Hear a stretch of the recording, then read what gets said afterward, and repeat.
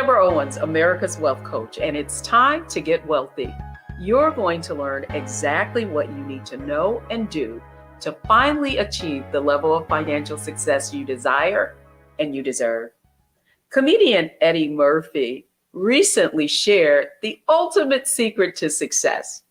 First, he said, pay your taxes. Next, he said, mind your business.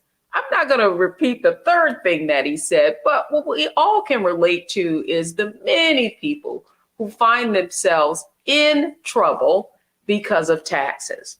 Well, I'm excited today because our guest joining us is going to share with us some wealthy tax hacks that we can use, and also exactly what we need to do to turn our wages into wealth. But here are the three things they don't really want you to know about taxes. First, it's not how much you earn, it's how much you keep. Next, that the wealthy, they get wealthier because they know how to take advantage of taxes. Thirdly, getting a tax refund is not necessarily a tax-savvy money move. Well, here to explain it all to us and make it plain is Spicita Jackson. She's a CPA and she manages her own tax practice and shares with business owners, with individuals, what they need to do to become tax savvy. And I'm excited to welcome Spicita on to Get Wealthy today. Welcome to Get Wealthy, Spicita. Hi, thank you, Deborah. Thank you for having me, and I'm ready. You're ready. I hope you're ready because, you know, I got such a chuckle out of watching Eddie Murphy said that, but you know, what he said was true. I mean, think about all the entertainers that find themselves in, you know, pretty dire financial straits just from not understanding taxes and the impact that they have. And so before we even get into the program, I really want our viewers to know sort of your path. How did you choose to become a CPA and now are managing your own practice? Well, I actually started in accounting at 16 years old. So people tease me all the time. You know, I always wanted to be an accountant. And it was just, I like math, I like numbers.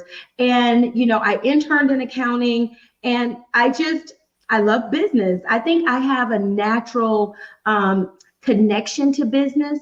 And I thought that my earlier path, I wanted to, you know, do accounting because I was good in math and work for the big four accounting firm, had the opportunity to move to New York. And then now we're in Atlanta. And I started my firm during a recession.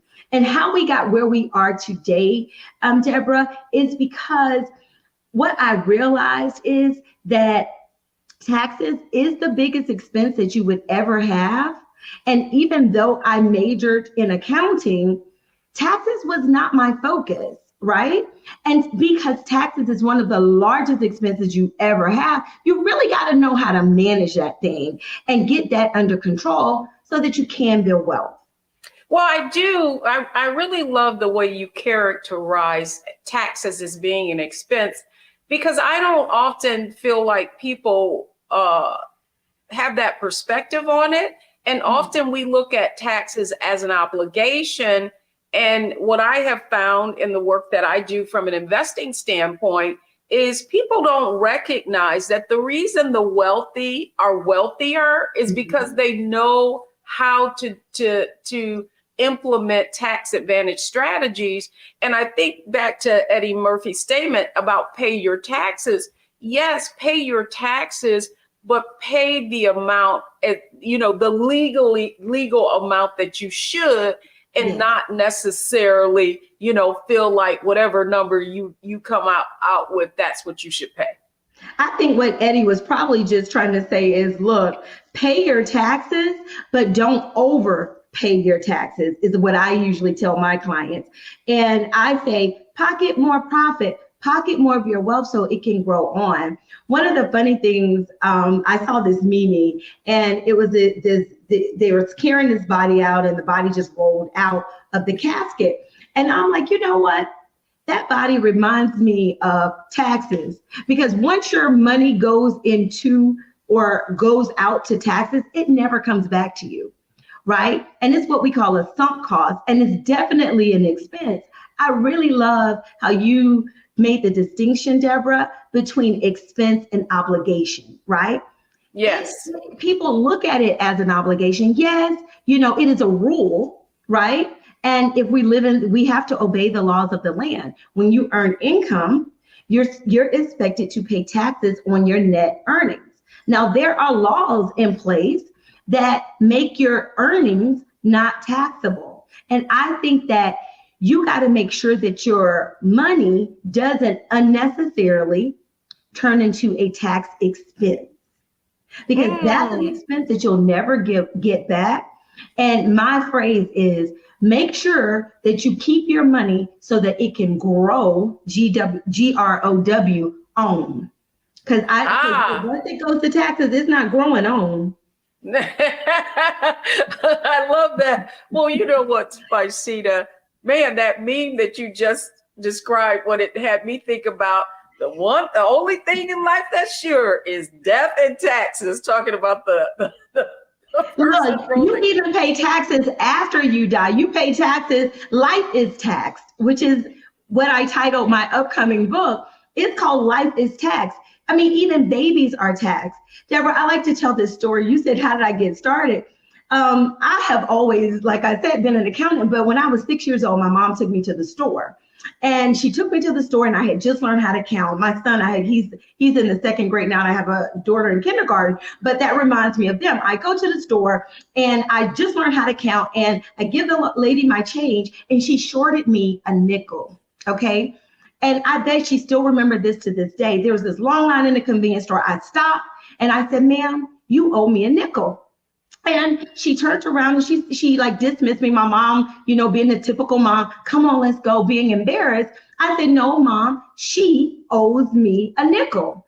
And so I waited there for her to open her register, and she paid me. So she did pay me, Deb. But on that day, what I realized is, number one, I was taxed making my first purchase. That was sales tax. And number two, I did at an early age what most people don't do. I counted my change. And that's one of the most important things that we must do, especially when it comes to taxes. We feel as though, like you said, it's an obligation, and whatever the tax bill is, or whatever, once someone plugs some information into a tax software, that once they plug it in, that the answer that they give is obviously our bill, right? It's obviously our change, but that is so not true. So so before you go further, because I do think that's important, Spicita, is and I thought about the fact that you said I always wanted to be an accountant. Now I'm thinking in my mind, no, Spicita, you always loved money. And going back to the point of your being 6 years old, but we're kind of like-minded in that regard, and we're both focused on helping people build wealth. But I want to go to the framework for our program is really mindset, strategy, and execution. So I want to start this segment in mindset, because what you're talking about really speaks to that. The mindset of someone who is taxed, that understands that it's not how much you make, it's how much you keep. So to that point, the first question I have for you is, what is the mindset shift that people, everyday people who are earning a wage need to adopt in order to keep more of what they earn? I think you have to stop looking at taxes, like you said, as an obligation. That's a great point, because what happens is we think it's our obligation because when we go and work for someone, right, we don't even know what taxes we're paying. Most people are going to get a W-2 right now, and all they're going to do is go hand that document to an accountant and blindly just take what is given, right, without strategy. And one of the things I think you must first do is understand a little bit about taxes. Start with your W-2. Know that you're paying income tax. Social Security, and Medicare. How much of that are you paying? And know that you can properly control it, and how you can take some of your money, even though it's a wage, shift it over. Because one of the mindsets that we even don't even know that we're kind of getting trained to think, we're literally as employees trained to just accept it because we never get it anyway. So it's money that we never, ever even got a chance to touch. It's only money that we can ask for back. Isn't that interesting? It is interesting, but to your point, Spicita, but now what I want to ask you about is the framework for success on this program is mindset, strategy, and execution. Mm-hmm. So that's where I want to start with you. I mean, one of the points that you make is that taxes are one of your largest expenses. And so much of that is just around people feeling like they got to pay whatever they owe. And so let's start with mindset. What are the things that people need to do in terms of shifting their mindset so that they understand they can actually manage how much they pay in taxes? Okay, so one of the mindset shifts we have to have is that saying that you and I have repeated a million times, right? The one thing that's for sure in life is death and taxes, or whatever. You're going to stay whatever color you are, and you're going to pay taxes until the day you go, right? And so with that mindset, we have this thing in our head that there's nothing we can do about it. But there is something you can do about it, right? You got to realize that you don't have to be taxed on whatever, right? We do have to obey the laws of the land, but we don't want to overpay in taxes, and we want to allow our money to grow on. Now, one of the things you got to think about is we're trained, like I said, to get our W-2, and before we even get our money, the tax money is gone, because everybody can remember getting a job and getting, like my first job, I made $9 an hour, right? And I remember I worked, I worked 10 hours. I thought I was going to make $90. But when I got my check, it was $50, right? And so, you start that from the first time you get your job at 15, and you're automatically knowing that, look, I'm going to give it 100%, but I'm not going to take home 100%. And one of the ways that we got to realize is that the tax code has been designed for entrepreneurs and not necessarily wage earners. So I like to give, there's 3 things that you got to do. You got to make sure that, number one, like you're saying, have that mindset shift that you're stop replaying that thing in your head that says, I'm going to pay taxes.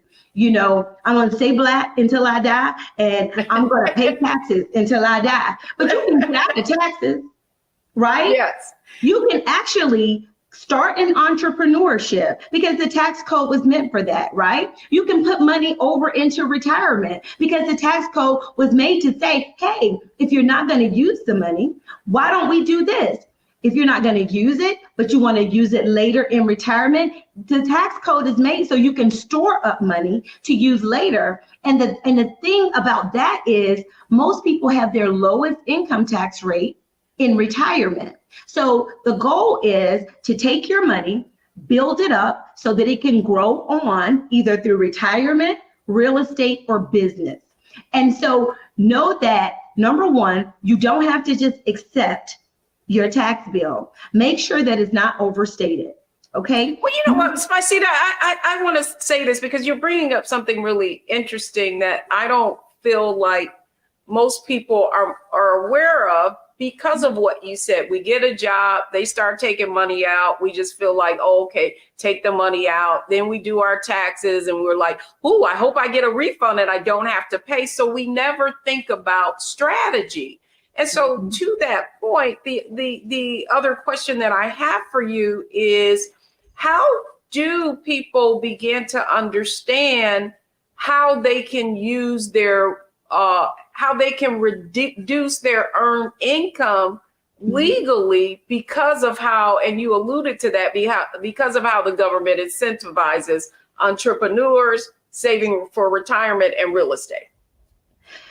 So the one thing that you can do is, number one, make sure that you track your expenses. So people are trained to also think that, oh, I'm only tracking my expenses because I don't want to overpay in the area of meals. I don't want to overpay in the area of entertainment. I got to budget myself on travel costs. I want to have to watch how much I'm shopping for groceries and clothes and things like that. How about this?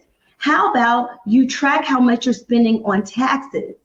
Because life is tax, sales tax when you shop, income tax, property tax. Keep up with that because you don't have to pay taxes on all of your income when you apply certain legal tax strategies. That's great. That's a great segue because that's exactly where I want to go next.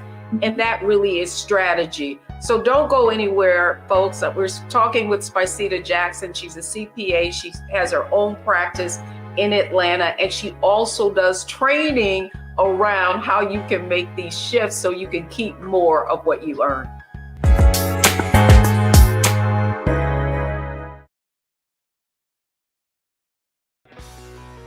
Let's be honest, as successful women, we're crushing it. Maxed out 401k and Roth IRA? Check. Aggressive savings and investments? Check.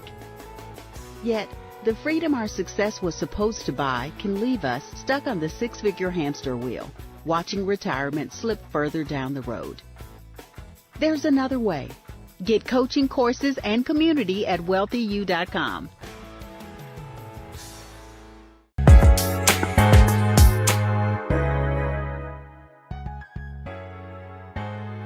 Welcome back, everyone. I'm Deborah Owens, and you're watching Get Wealthy. And we're learning how to get wealthy by turning our wages into wealth with Spicita Jackson. She's a CPA, and she's here sharing with us some of the strategies that she uses with her clients. So, Spicita, we talked about mindset and the shifts and the fact that so many of us feel like, oh, taxes are just something that we owe. And in the last segment, we left off with, and to my point, what they don't want you to know is that that's how the wealthy get wealthier, understanding how the framework for taxes is designed to incentivize certain behaviors. And as a wage owner, you often feel like, well, I don't have a business. I can't take advantage of that. So let's start there. What are some of the strategies that someone just earning a paycheck can take advantage of? I say, I just wrote a blog recently, and I say there's three ways to wealth. One thing is we have Airbnbs out here now. Real estate, you don't actually even have to buy a building. So I say real estate is one way. Number two is business. Side hustle. Business comes in so many different ways. Most people will be in business or doing a side hustle and not even know that they're in business. What I find is sometimes when I'm doing taxes, Deborah, I'll talk to people and they may say, you know what? I actually drive for Uber on the side, or I'm actually baking, cakes for my church or for a restaurant on the side, but they don't want to report the income. And tell it, girl, tell it. They really need to report the income, because if you're baking cakes out of your home, guess what? That makes your kitchen tax deductible, right? If you're storing the equipment because you need industrial equipment because you're serving restaurants, guess what? You're storing it in your garage.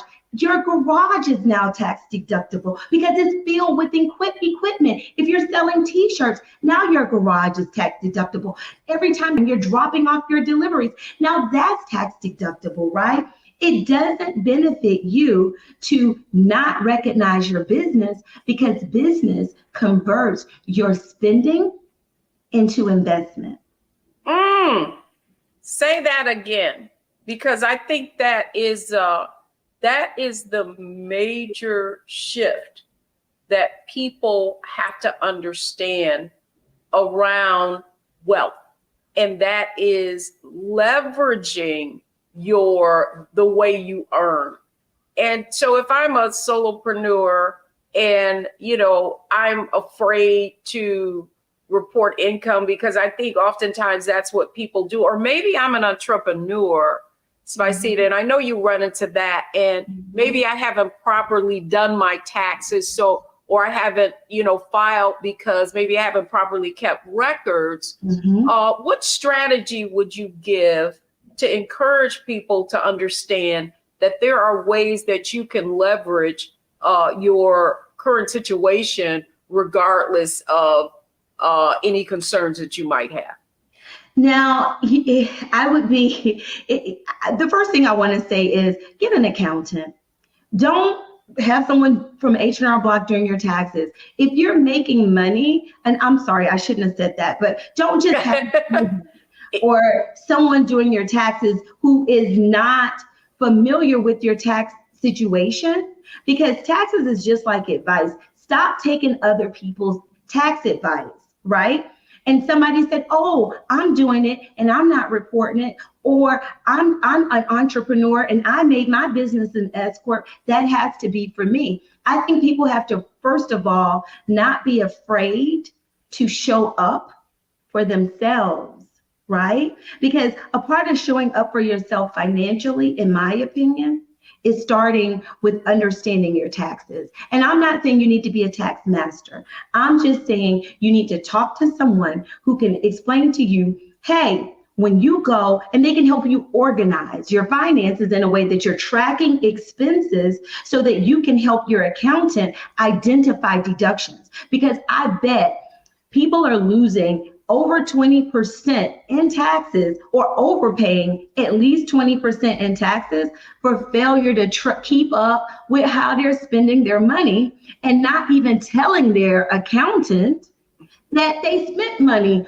on equipment to start baking cakes, right? Because they don't want to tell me about their business. But guess what? There's this depreciation expense called Section 179.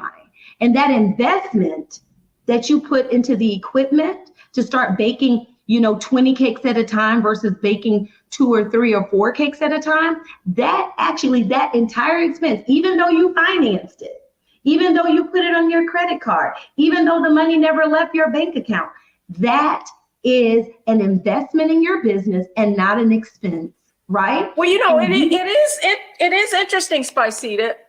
I know how passionate you are about this. No, you got to come in and stop me, Deborah, because this is my thing. This is my ministry. That's exactly why I'm doing this, because I know once you get down a threat, but Spicita, I do think that you're bringing up a very good point. And so the other question I have for you is, in terms of strategy, how do I know the difference? I go to a tax preparer. There are many of them. Some are enrolled agents, some are CPAs. How do I actually identify the type of tax strategist, if you will, that I need to have so that I can take full advantage and keep more of the money I earn? Well, what dropped in my spirit immediately was, you shall know the tree by the fruit that it bears. Okay. And so I'm not saying, hey, go to a CPA. I'm not saying go to an enroll agent. If you're a business owner, you need to talk to somebody who understands business expenses and business financials. Because what I say is, bad financials make bad tax returns, not bad people, right?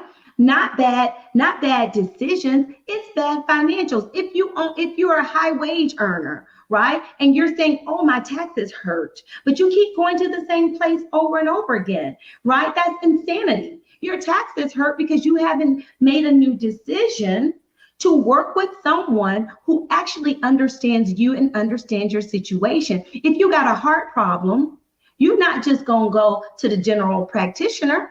If you got cancer, you're not going to go to the general practitioner. You're going to go to the heart surgeon or the cancer doctor. So if you're a business owner, no, go ahead. If you're a business owner, you need to be working with someone who can help you get to the right number, because it's all about having the right number. Otherwise, you're going to overpay in taxes. The point that you're making, Spicita, is really that there's a difference between accounting for your money after the fact and having a tax strategy before, right? Yes. And specifically when it does come to, so I guess the question I have for you, and especially for our viewers, at what point, like, you hear all of this craziness on social media now, people take a course and now they're an expert and they're telling you, well, open up an LLC. Well, you need an S Corp, and they're giving all this different advice. How do you discern, right, what type of advice you need? What you need to do is track your expenses. That's the first thing you need to do. And you discern what type of advice that you need is talking with a professional, looking over your tax return, even if it's just a consultation, right? I think that you can, you can go to, watch any of my YouTube stuff, because you can't just be finding people on the internet, following their advice.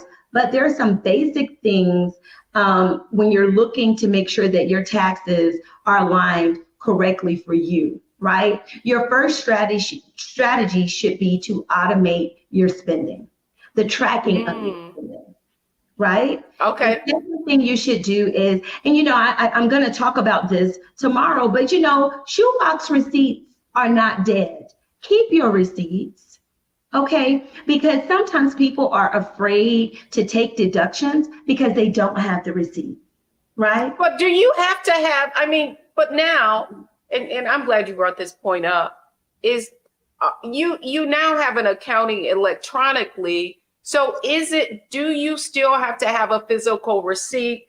Are your bank accounts, or your bank account statements and that sort of thing, if you were to get audited, would that be enough? Or do you need to still have boxes of receipts in order to reconcile your boxes of receipt? No, you don't need boxes of receipt to reconcile. But the first thing that'll happen when you get audited, let me give you guys a secret. Report everything that flowed through your bank statements, okay? Because the first thing that the IRS will do is do a bank statement analysis. They're going to track how much income you got in, and they really don't care about what you spent your money on. Their goal is to look at, that's what you need to be interested in. So no, you don't have to keep every receipt. If you're audited, $75. If they ask you for a receipt and it's over $75, the IRS expects you to be able to, show your receipts, right? But to audit proof yourself, there's automation that exists right now. Yes. We automate our clients. It's a part of our system. So the way we save our clients money is we automate it. So I'm not trying to turn our viewers into, accountants or tax people, right? All I'm trying to say is that life is in living color. Okay, so even though we have online banking, even though we have all these beautiful automations that really help us, track things, if you were audited, you still are going to have to show those receipts. So what I have some systems that I put in place, but I'm saying, worst case scenario, snap a picture. We all have a cell phone now, right? Snap a picture, make sure you keep your receipts and save it in one spot, because you want to whatever you need to do and we had talked about mindset shift. If keeping every receipt gives you the confidence to go into your accountant and take every deduction that you deserve, do that. Because that's good. That's good. I want to stop you there, Spicita, because next, where we're going to go into a great transition is execution. We've talked about mindset, we've talked about strategy, and now what I want for our viewers to do is not just take this information and say, hey, she had some great ideas, but I want to talk about what are the 3 top things you believe folks should execute on to begin to keep more of what they earn. So don't go anywhere, folks. My conversation is with Spicita Jackson. She's a CPA based in Atlanta. She has her own practice, and she's been helping regular folks and business owners just like you keep more of what they earn.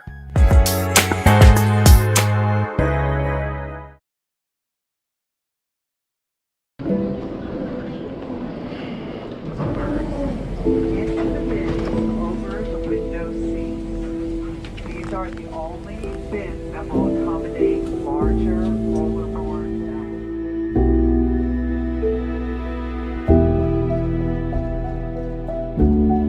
They put 10 in here? 10, and you don't come out till you die. And you eat him, you eat 10. Oh my God.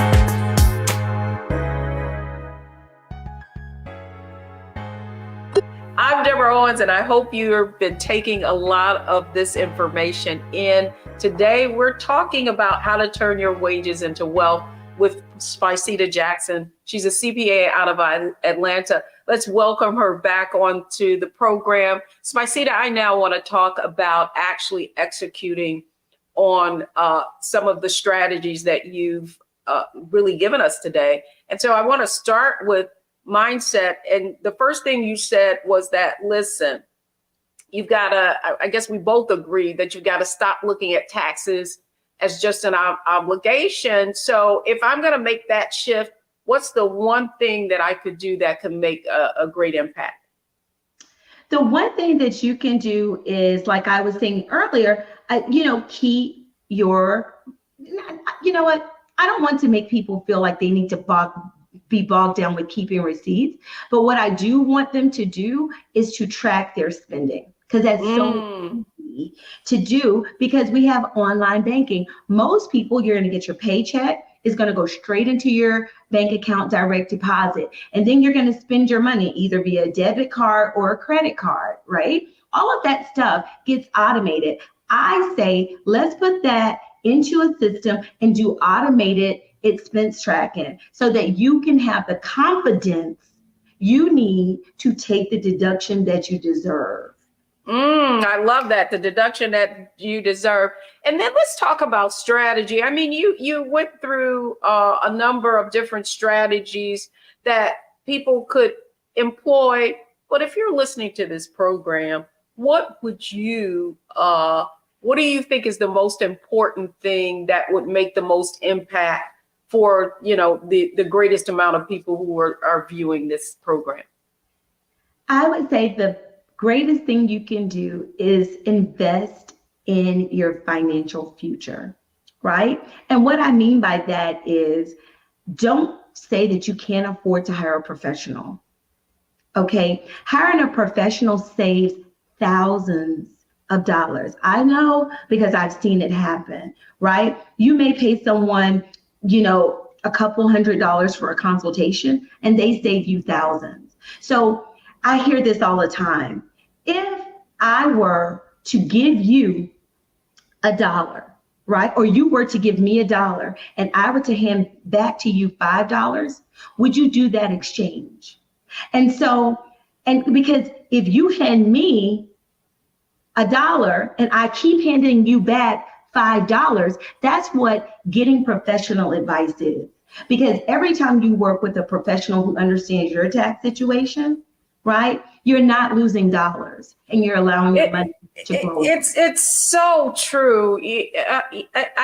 Sometimes I become so frustrated with people, because in our community, Wealthy you see all the mistakes that they've made, all the decisions that they made. And oftentimes it's after they've made a decision or gotten poor advice that they're now seeking to increase their knowledge, when if they had increased their knowledge prior to. I often say, Spicita, that financial ignorance is expensive. And so just to clarify that, I think the point that you're making is that stop looking at things as an expense and look at things on a return on investment. Going back to your point, don't look at the tree, look at the fruit from the tree. I get it. I get it. And then finally, when it comes to, we talked about mindset, we talked about strategy. When we come back, I want to go into what is our analyze, optimize, maximize segment and talk to you. So I want you to think of it from the standpoint, it's a lightning round. We've covered a lot of ground. And so if people were to watch this program, what are the things that they need to analyze, optimize, and maximize so that they can finally keep more of what they earn? We'll when we come back, that's what we're going to discuss. All right, folks, we'll be right back. It's our Analyze, Optimize, Maximize segment.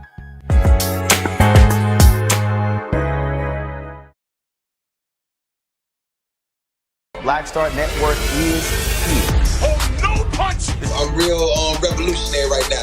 Thank you for being the voice of Black America. All momentum we have now, we have to keep this going. The video looks phenomenal. See, there's a difference between Black Star Network and Black-owned media and something like CNN. You can't be Black-owned media and be scared. It's time to be smart. Bring your eyeballs home. You dig?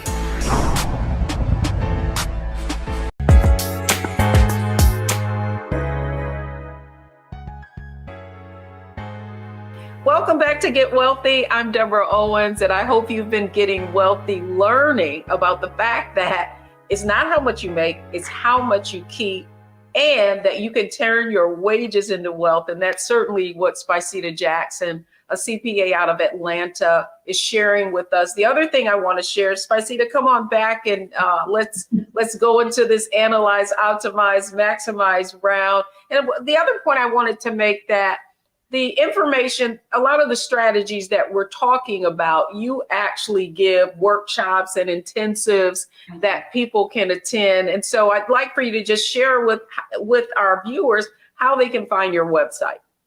Okay, you can find me so easy. Just go to pocketmoreprofit.com. That is, I have something very special that helps. I do a challenge. I do webinars. You can do that. And if you're looking for an accountant, go to accountantthisway.com, and you can follow me on social media.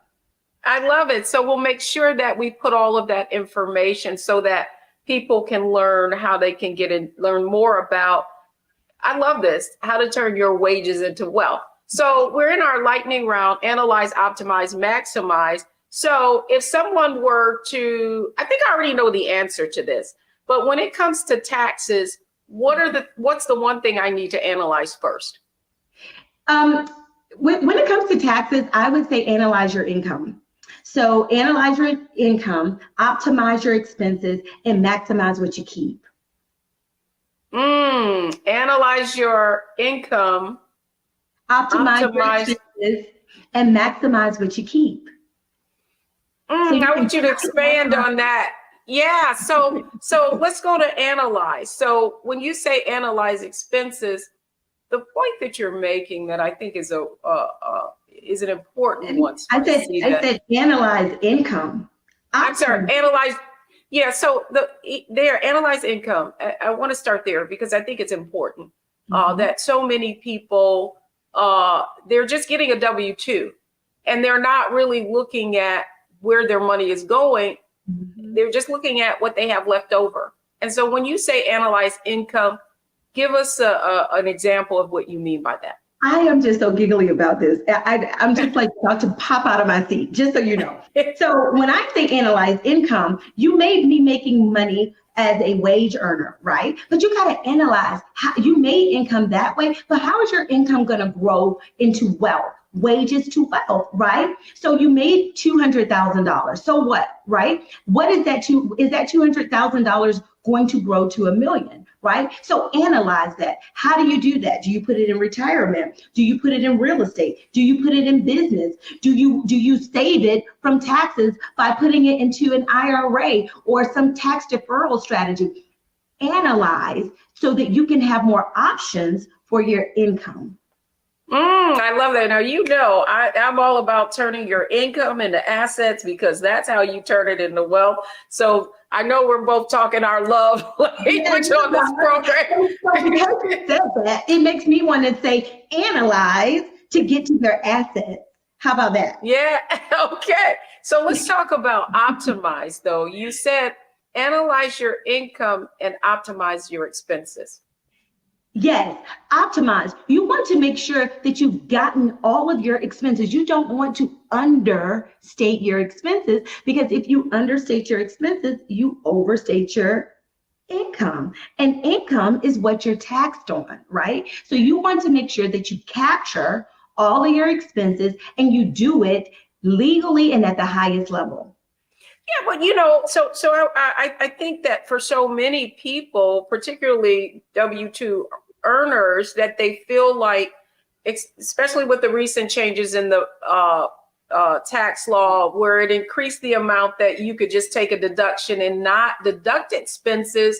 There are a lot of wage earners that have stopped even thinking that can be a benefit to them. So at what point do you, certainly you always want to track your expenses, but at what point does it become advantageous where you're able to write off a lot of those expenses? Every day that you spend. And so as you were speaking, let me change my language, because I work with small business owners a lot. So I use the word expenses. Let me say disbursements. Let me say the money you spending, right? I want you to maximize the money you spend, optimize it so that as you're spending it, right, and it's going out, cash outflows. Optimize your cash outflows, okay? Because you got money coming in, right, from earning your wages, but how does that money leave? You want to make sure that when it leaves, it grows and you say, bye-bye, see you soon.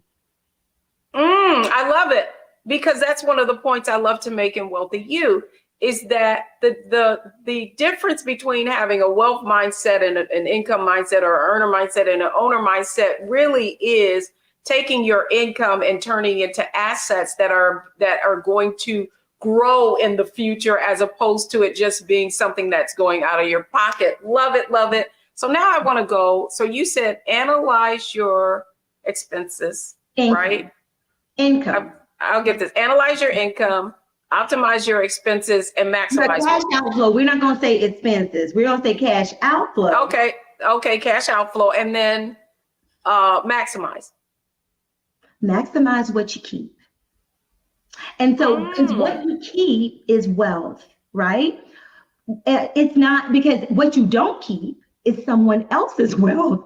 And so you have to maximize what you keep and make sure that it's going into what I say is good ground, so that you're going to hear me say this 1,000,000 times, so that it can grow on, because wealth grows. Planting a seed. Wow, you covered a lot of ground here, Spicita. I just love the work that you're doing, but more importantly, that you're helping people to understand that taxes really are your biggest expense. Leave our audience with a closing comment. If you could leave them with something that you think can inspire them and help them to turn their wages into wealth, what would it be? I would say, and life is taxed. Know the rules, play the game, and win. Life is taxed. Know the rules, run the course, and control your expenses and control your tax bill. I love that. Spicita Jackson, CPA out of Atlanta. You can learn more about her at her website. We'll make sure that you have all the information and you learn about many of her challenges, her upcoming intensives, so that you can keep more of what you earn.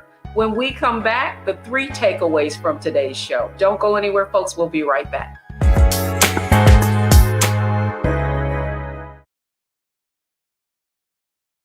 When you talk about blackness and what happens in black culture, we're about covering these things that matter to us, speaking to our issues and concerns. This is a genuine people-powered movement. There's a lot of stuff that we're not getting. You get it, and you spread the word. We wish to plead our own cause Too long have others spoken for us. We cannot tell our own story if we can't pay for it. This is about covering us. Invest in Black-owned media. Your dollars matter. We don't have to keep asking them to cover our stuff. So please support us in what we do, folks. We want to hit 2,000 people, $50 this month, raise $100,000. We're behind 100,000, so we want to hit that. Y'all money makes this possible. Checks and money orders go to P.O. Box 57196, Washington, D.C. 20037-0196. The Cash App is $RM Unfiltered. PayPal is R Martin Unfiltered. Venmo is RM Unfiltered. Zelle is roland@rolandsmartin.com.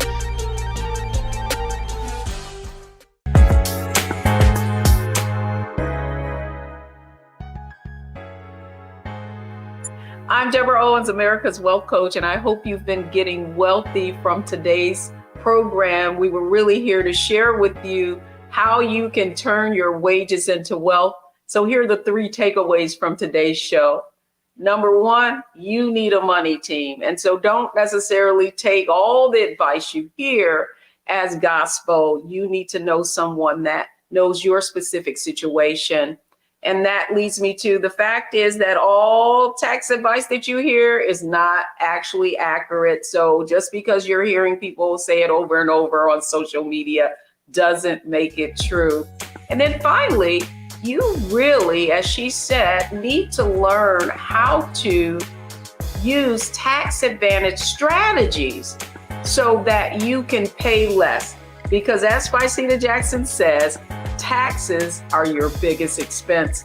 That's going to do it for me for this episode of Get Wealthy. Keep watching right here, only on Black Star Network.